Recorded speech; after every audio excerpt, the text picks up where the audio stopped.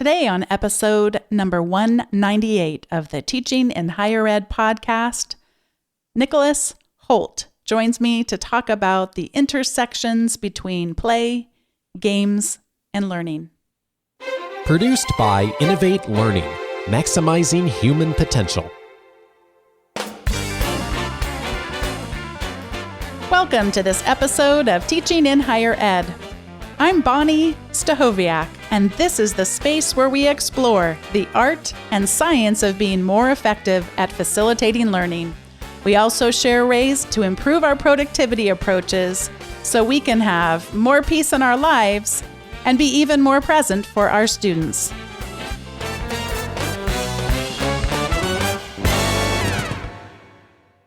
Before I introduce today's guest, I wanted to give you a quick update. Starting on episode 200, I've got some exciting news, and that is that they're coming, transcripts that is, they are coming to Teaching in Higher Ed.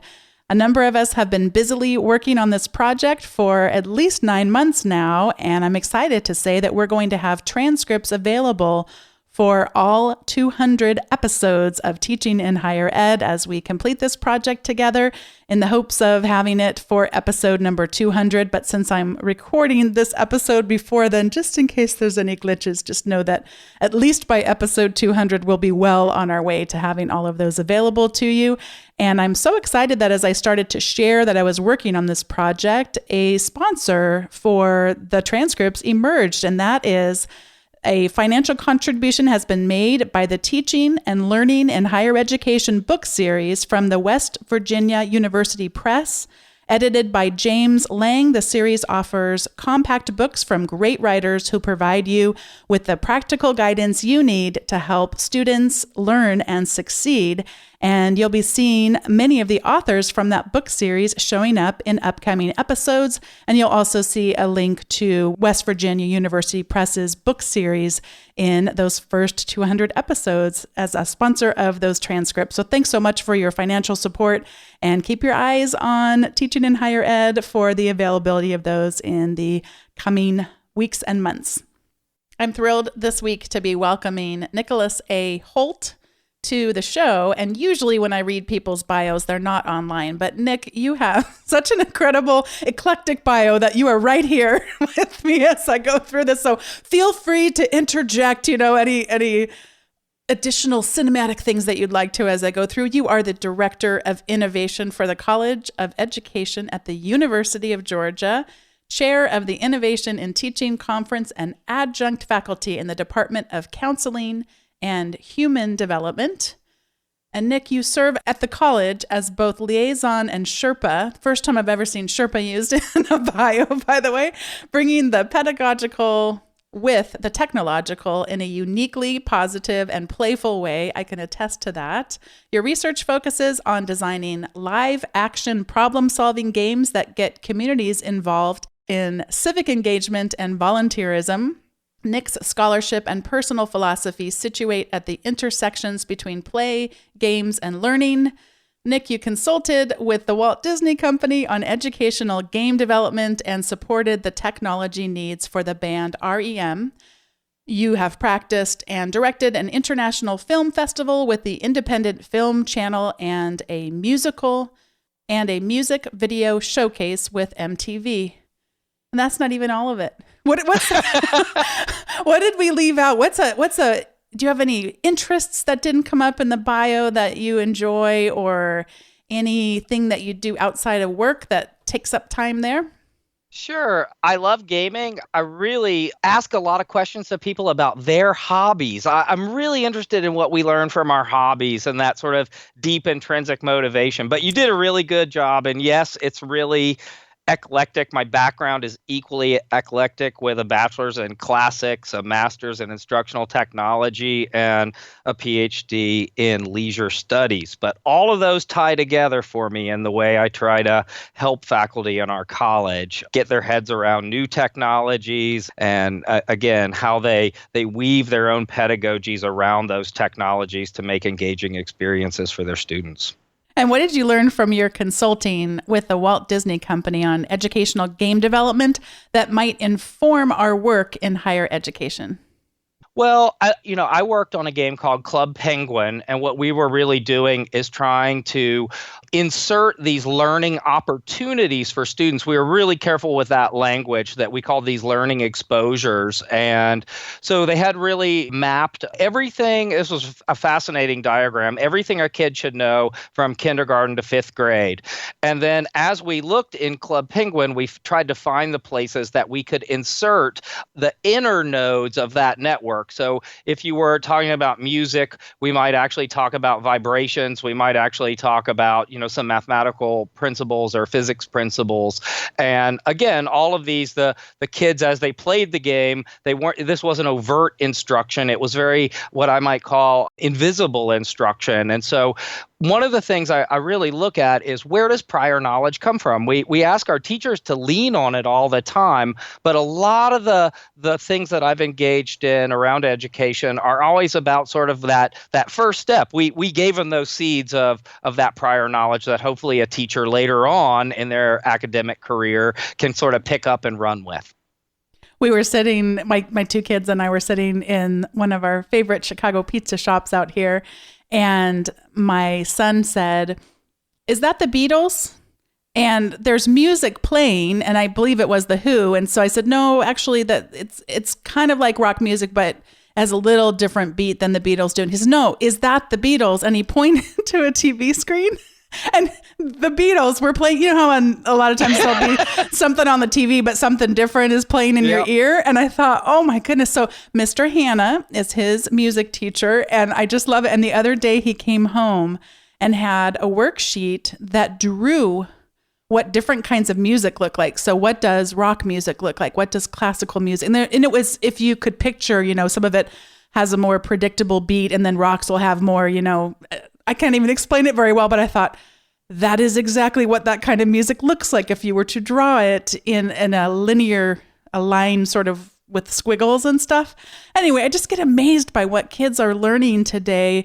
But so much of it, as you said, is thinking about prior knowledge. And so much criticism comes in around over testing our kids and some of the curriculum decisions that have come to mind. But at the same time, being able to know what prior knowledge should be there in order to, it's fascinating to think about how hard the work is of doing this right. And then, of course, making it exciting and engaging for students. And Club Penguin just sounds delightful. I just want to play it right now. So on that note, I had done a talk recently where I was trying to put leisure professionals, parks and recreations folks, in touch with, say, science educators and social studies teachers, and talking about this idea of collateral learning. So what in those pairings, what you would do is seed an environment with all the possible, again, learning exposures. And then in a more Montessori sort of style, you can let kids or adults sort of go through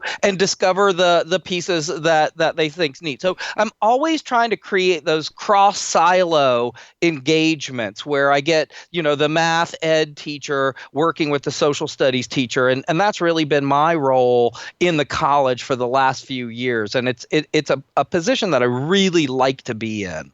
Oh, I just think it's fascinating. I'm hearing two things from you. One is the cross-disciplinary, and then also just the idea of learning as exploration.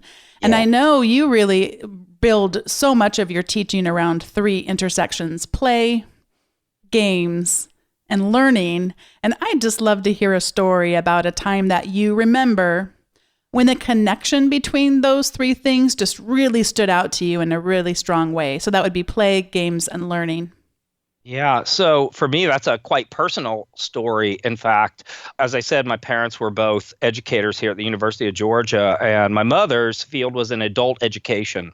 So as a young kid, she really strongly believed anything I read was good, right? The more I could read was good. So any trip through the grocery store, my parents we were not wealthy by any means. We were poor graduate students eating a lot of tuna noodle casseroles.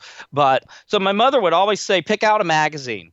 or a comic book or a Mad magazine or anything. She didn't care. So a few years later, the game, I'll really date myself here. The game Dungeons and Dragons came out, and there were some older kids playing it, and I was really captivated by that. And so, long story short, my parents would buy me the books, which were rather expensive, and I would read and read and read them. And so years later, as I sort of put together the classics, the instructional technology, and the leisure theory, this is where they all come together. What I realized had happened was I wasn't all that interested in the lessons that my teachers were giving me, but I was learning so much about reading, storytelling, interpreting charts and graphs, things that would really help me out later. So that is where it wasn't until I was an adult that I could really see where that connection between games, learning, and really the desire to learn more, right? That sense of progression. Like I want more and more and more and more. And the more I study gameplay, I see that almost as a universal, that the player wants to progress in some way. And so I look for a way to pull that sense of fun failure, of progression into the kind of activities we bring into our teaching. When I think about those three things together, play, games, and learning, I think I'm too quick sometimes to just assume that learning isn't there because the forefront is the play and the games. I'll give you an example. My brother was, or possibly still is, I don't know, I haven't actually asked him in a while, but was really into that game called World of Warcraft. Yes, that's where I did my dissertation. Oh my gosh, I was just going to tell you, a friend of mine did her dissertation on it as well. It was leadership skills that get built within that community.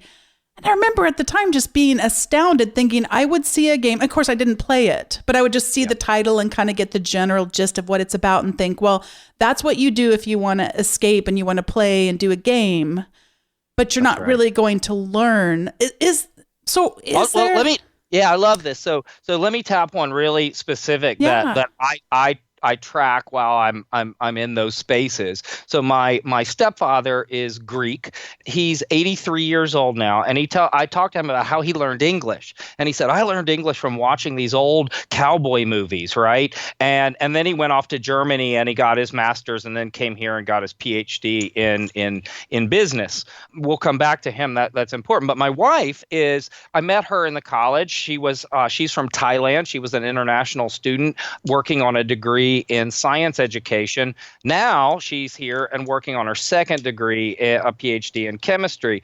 But she and I would play the game and we would talk about language acquisition. And so really one of the places where you really can see learning, like you notice it right away, is in somebody trying to learn English as a second language. And so whether they're typing it or speaking it, these games are really fostering that kind of learning, and at least at the conversational English level. And I know there are some studies around that as well. But we could also talk about the math. And in my dissertation, what really teased out is something I'm calling amateur scholarship. And so when we see the same patterns when somebody makes a walkthrough of a game, they write the instructions of how to do it or how to be successful in it. And then others come in and they kind of do a peer review. They're like, nah, that's a bunch of nonsense. I mean, some of them can be equally as mean as a real peer-reviewed paper. And so you'll get this new feedback, but you're really seeing some high mathematics skills or the sort of best practice kind of stuff of how to progress as quickly as you can. So I see a really interesting analog in this amateur scholarship. And I say amateur for a really important reason. Again, my background in classics. So amateur is from amare, to love, right? So it is to be an amateur is to do something for the love of that thing, as opposed for the extrinsic reward of money or fame or whatever. And so in some ways, I find this a more beautiful kind of scholarship than some of the more heady academic scholarship that I have to encounter on a day-to-day basis. That is so much of what we want as teachers, that we might have students who did it for the love of learning. Yeah. Yet the structures that we build are so much about building a structure of accountability and... Right, or the test. Yes. Right? scoring, And grading. Yeah. so there's a great word for this, and it comes out of Csikszentmihalyi High's work around flow. I'm sure it dates further than that, but that's where I was first exposed to it. But it's autotelic, and it means to do something for the sake of itself. Oh, yeah. What are some ways we can in our teaching, small ways, we might be able to just start to wander in this area and have ways for students to do something just because? I realize that's not what you said. Yeah. Just because. Well, I guess I'll use that as a sort of segue to talk about one of the activities. So a course that I teach here in the college is called Games, Culture, and Human Development. And we really do a wide look at games, the negatives around games, that the conversations even right now around the is there a correlation with violence in games? Is there a correlation with obesity or bad health practices in games? But there are also all of these positives. Certainly there's a lot of work around serious games, and I won't go into all that here, but one of the things I want my students to do in the course is an activity I call Community Quest, and that is the building of a game that gets citizens in our community or in your community to participate in volunteerism. And so what we do is we create a series. It's a sort of a spy theme over top of it. So you can think sort of James Bond. And we will use Facebook and send you a little secret mission. And that secret mission may send you to Habitat for Humanity or the Humane Society or the Athens Food Bank and a host of others. And there you'll do a volunteer task, and then you'll take a photo of yourself there with our little sign, and that'll score some points. And at the end, when all these points and different groups have done all these tasks, we all as a community meet back and we give out a Super Citizen award. So that's the general gist of what Community Quest as a game would look like. So each semester, the first time I did it, my students didn't get very far. It's a very complex thing, right? They didn't get very far in developing that game, but they did a great job. And so the second time I was going to teach the class, I was like, I felt a little despair, like, we're just going to start this over again and we're not going to get very far. So I had this idea to give them the work of the students that had come before them and said, let's pick up here. Is there anything good we can work with that we can build from? And they got really excited about this, that now they were engaged in this activity that was not only good for civic and community engagement and volunteerism, but it was also meaningful and purposeful for them because they weren't starting from scratch. And so then the third time, that got even more refined. And now we actually had a small class that was an event planning class of undergrads go out into the community and set up those relationships and started to run some of the beta testing of the game. The next time I teach the class, they'll actually start to develop an app for cell phones that really allows all of those quests and clues to come to you a lot quicker, and I'll sort of leaderboard how many points. So it's really fun. But what I learned was, again, just having the students start at the beginning again wasn't going to inspire them or me in some certain ways. So one of the things I did want to bring to your listeners today is from that experience, I'm starting, this is very nascent, but starting to consider something that I'm calling legacy pedagogy. And I'm finding other faculty who aren't doing obviously the same thing as me, but they do have a task or an activity in their class that subsequent students will build off of. So one example, using this really cool software, and I know you love hearing about these things, Tiki-Taki is a collaborative timeline building piece of software. It's very cool. It's very beautiful. And so Bonnie Cramond, who is a creativity professor here she was the director of the Torrance Center for a number of years. She had her students develop a timeline around the scholarship of creativity. So the next time she taught the class, she asked the students, she gave them an option. She said, you can either make a new card for the timeline, a new entry on the timeline, or you can extend or expand on an entry that was already there. So I know when you and I met, some of the things we were talking about was the throwaway assignments, meaningfulness, authenticity, all of those kind of things. And so this starts to look a little more to me like what our real lives, what our real work looks like, that we pick up on the work of others. We try to make something of that. There is a kind of continuity in our lives that is not represented well in the school. And so I'm looking for those places where I believe, that this kind of continuity adds a deeper sort of meaning, that some will come after you and what have you left behind to help them? And some have come before you and what can you pick up from them that you can learn from? So I think we talk about student-centered learning, and this gives students a lot of agency. So I think it fits that, but it's also a little instructor-centered. That as I get bored with my own project, this is a way to sort of breathe some new life in it. And then finally, I'll say, maybe it's almost an object-oriented kind of directional piece where this thing might be, I might call it an heirloom, right? So Community Quest for me is this heirloom assignment that I'm going to hand on, or the timeline that Bonnie Crammond uses, or I've got a number of other examples around these. And again, I think you'll post my email. So if any of your listeners are doing things like this, that they let one group of students work off another group of students' work, I'd love to hear about those as I start to kind of compile all of this into this idea of legacy pedagogy. You're also reminding me of the creative work some are doing with having students go in and edit Wikipedia entries. Sure, absolutely. That's certainly a legacy activity, and we run into difficulties here where it's permissions of the students and all of that, but I think these are all solvable problems.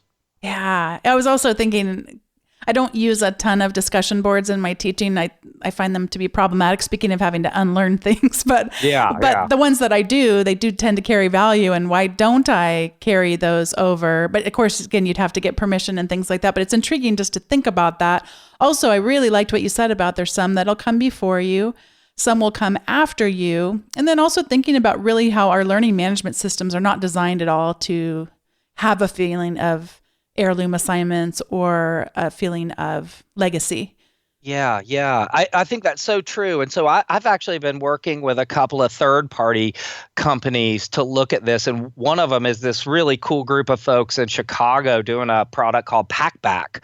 And basically it's a slightly gamified discussion tool. They may get angry at me if I talk about it wrong, but it gives curiosity points. And again, this is such a magic word for me, curiosity.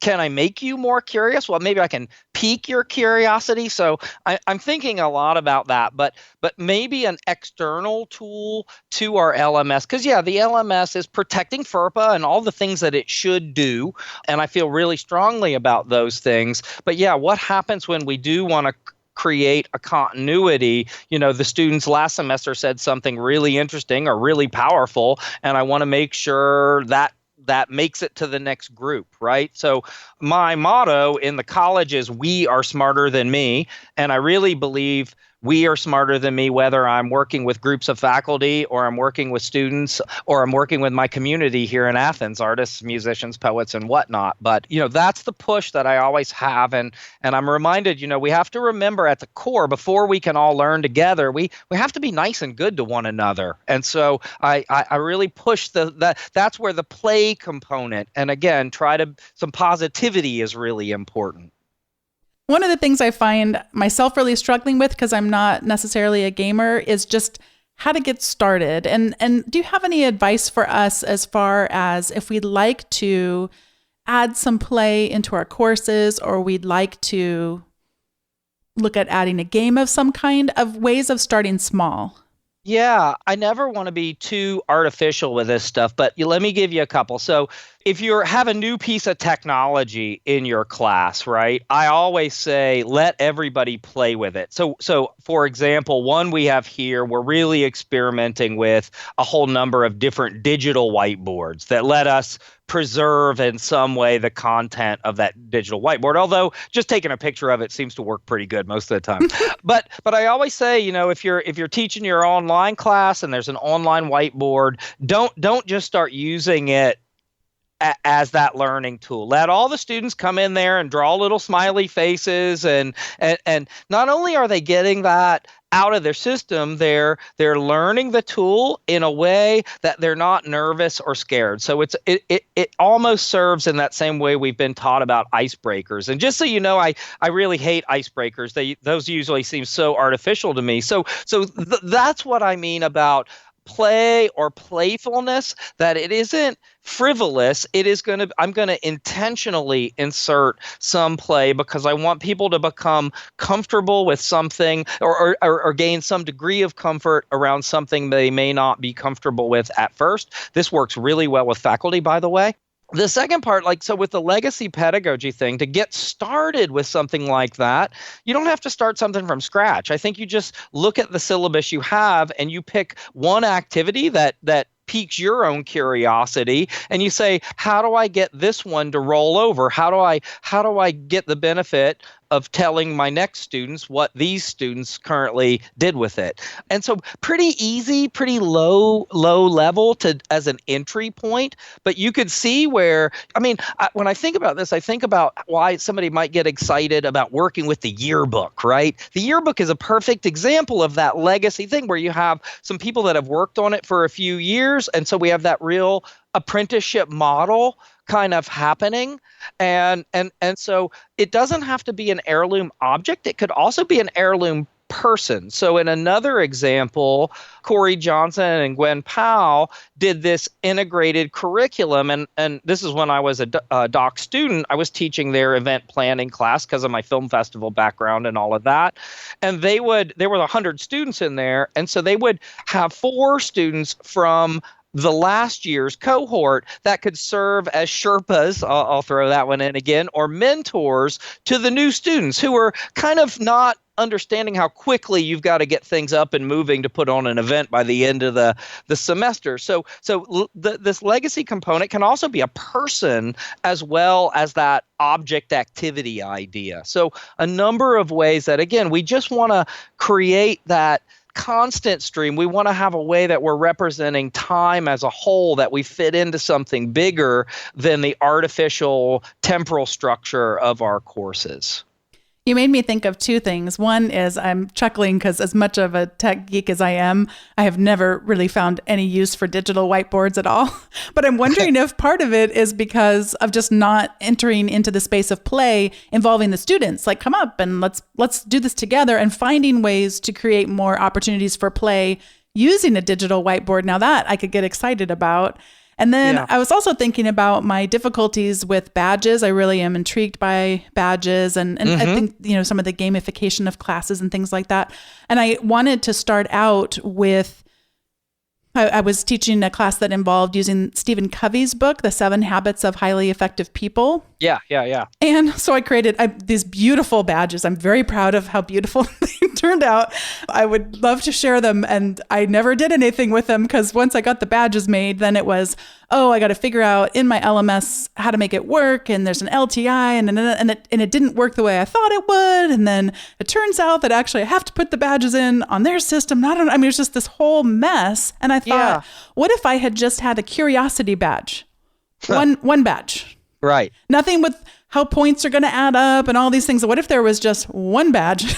Start with a single badge. I'm so glad to hear you say that. I'm so glad to hear you say that because I've become really bored with this gamification in its current incarnations because it's usually just skinning a class with new points and levels. It is very artificial where if you think about it, getting a grade or a number is already a point or a score. So in a way that's already gamified, which is when I think about how do you really do this, I might recommend there's a really great French sociologist. His name's Roger Caillois, and he breaks games into these 4 categories. So one is agon, and that's the notion of competitive games. But another one is mimicry, and that's us maybe role playing or dressing up. So you can gamify a party or class or whatever through role play, right? So again, Bonnie Crammond, one of my heroes, has her students dress up as famous philosophers and come and debate one another, and so they're from different times and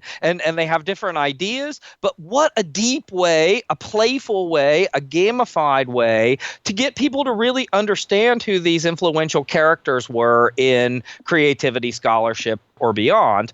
And so mimicry was the second one. The third one is ilex, and it is about the whirlwind. And so nobody ever thinks about this one, but it's about spinning or the equilibrium being off. So it's always hard to get my students' heads around this idea, but maybe a car racing game or when you watch those movies of a roller coaster in first person, that feeling that you have, that would be ilex. That one doesn't apply quite as much for obvious reasons. The last one is Alia, and it's randomness. And we've been doing this in classrooms for a long time, right? So how do you select people? How do you group people? And so how do you add a little bit of randomness into what you're doing? So those are all 4 different kinds of games. And what Roger Caillois did so well, I mean, the book goes man, play, and games. So I think it dates back to the 70s. I'm sorry I don't have that on the tip of my tongue. But obviously before the internet and before computers and all of that. And so what he gets at is how games really can fit into more than one of those 4 things. So if I look at like the World of Warcraft, it has the randomness in terms of what kind of, gear drops for you. It has the competition if you're into PvP or achievements or whatever. It has the Alia in the sense of the vertigo if you're flying or running, and the sort of virtual reality notion of it all. And so I'm finding the games with the most power are the ones that tap more than one of those boxes. And so a place to start is, that I really try to point people away from agon, the points, the competitive kind of idea, and more toward the mimicry. What can you do with acting things out or taking on other personas or perspectives? Because it seems so important to me right now that to learn to take another person's perspective is something that'll transcend whatever content you're trying to teach them at the moment. Oh, wow. And just building and infusing more empathy into our teaching as well. Exactly. Oh, I love that. Well, I could talk to you, as you already have evidence of since I have visited your institution. I could talk to you for hours, but I'm afraid we're going to have to go to recommend. Actually, I'm not afraid of it. I'm excited that we now get to give our recommendations. And the one that I'd like to give today is a TV show that sadly, they are on hiatus now, but I have just been enjoying so much and look forward to when a new season comes out. It's called The Good Place. And The Good Place is with Kristen Bell and William Jackson Harper and a bunch of other great cast of characters. And the description in the Internet Movie Database says it's a woman's struggle with what it means to be good. And I'm going to play just a brief clip of the trailer from the Internet Movie Database. You, Eleanor Shellstrop, are dead. Cool. How did I die? Are you sure you want to hear? You were struck by a truck advertising an erectile dysfunction pill called Engorgulate. Funnily enough, the first EMT to arrive was an ex-boyfriend of yours. Okay, I get it. Thank you. You're okay, Eleanor. You're in the good place. You are here because you got innocent people off death row. You are my soulmate. Cool, bring it in, man. You'll stand by my side no matter what, right? Of course I will. I wasn't a lawyer. There's been a big mistake. The whole premise is that she winds up in what is called the good place, only it was a mistake and she doesn't actually belong there. The show is full of all sorts of things surrounding the topic of moral philosophy, including the trolley problem, Kant, utilitarianism, Aristotle, self-egoism, ontology, rights and virtues, and the veil of ignorance. And that's probably even just in one single episode, but it doesn't feel at all like a boring textbook. It feels like just a very humorous way of looking at what it means to be good, what it means to have an idea of what is right and what is wrong, and the complexities therein. It's a great, fun show. And yeah, I think 4 seasons so far, but don't quote me on that. Nic, what do you have to recommend today? Well, let's see. So first of all, I wanted to just say again, thank you so much for being the keynote at our Innovation and Teaching conference last year. You were superb. You're a big thinker, and I look forward to having more years of big thinkers around me. My recommendation today ties to the legacy pedagogy idea and also my new exploration of augmented reality. So I found this it's a free tool out there. It was called Erasma, so like RASMA, Erasma. It's a free augmented reality tool. It's recently changed its name to, let's see, I had it right on the tip of my tongue, to HP Reveal. I think they got bought by Hewlett-Packard, but the product is just the same. And so the concept with this is you take a picture of something that means something to you, and then you can make the AR overlay. So when someone holds their camera up to that object, or heirloom object, as the case may be, they are given some new information, either a video or a website or something that you've created, digital artifact you've created on your own. So a great way to start tagging the things around us that are important. And I'm trying to get that started here in the college to get different departments to tag objects that might be important to social studies or objects that are important to science educators. But the idea is really to get those folks to think about what are the objects in their environment that are important and worth preserving in a kind of historical context. So HP Reveal. A lot of people may be familiar with the old school way of kind of doing this called QR codes, where there's really ugly codes. And so sometimes people would take their students on scavenger hunts, but then it's really not visually pleasing. And this kind of technology, my colleague where I work, they had a big communication awards show that they do every year. And so last year she tried, I don't know if it was the same tool or something like it, but essentially picture a movie poster. But it was a movie poster to advertise their communication awards. And then when people would use this app, instead of scanning an ugly QR code, they would scan this communication awards movie poster looking thing. And I think it brought up like a video or so. I don't remember exactly what it was, but what a neat way to integrate and talk about curiosity. It does so much align with your teaching philosophy and how inspiring you are, because I'm curious, like what could I capture and what would happen if I put this. I could picture like sort of whether it's an art gallery or even my friend Doug McKee has big poster sessions for his economics students every year. It doesn't have to be in art or music. It can be in the STEM fields and just piquing that curiosity even more. I love it. I can't wait to experiment. Well, I walk around, I look at all these bulletin boards. And so all the faculty and students have put their papers up, their published papers. And obviously I don't have time to read them right there.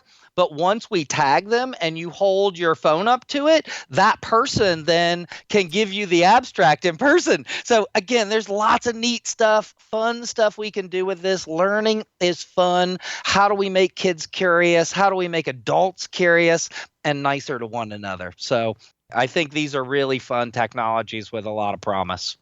Well, right back to you in terms of, I was so honored to be able to be a keynote for you at your conference, and to get to spend time with you and your colleagues in person was truly a treasured experience from last year. And I'm so glad we're still connected. And this is just the beginning. You got it. Just the beginning. Yeah, have you back again, because every time we speak, I always get so many good things out of the experience. Thank you so much.